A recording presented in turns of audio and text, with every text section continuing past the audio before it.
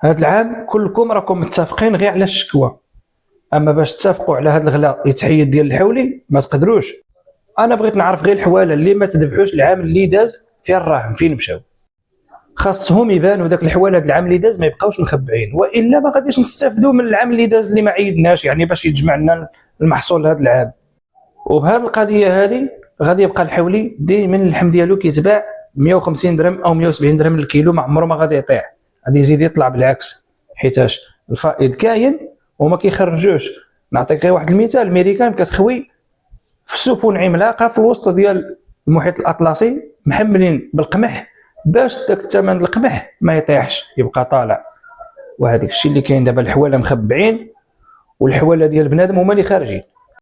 الحواله راه ما غاديش يتسالاو، والعيد باقي له يلاه سيمانه وكيبان لك بحال اللي باقي له عام، يعني علاش غادي تزرب على راسك وتضيع راسك وتضيع جيبك؟ والحولي كتديه زايده فيه 1000 درهم، واش ما عارفش انت هذه القضيه هذه في راسك؟ راه ماشي هذاك هو ثمنه.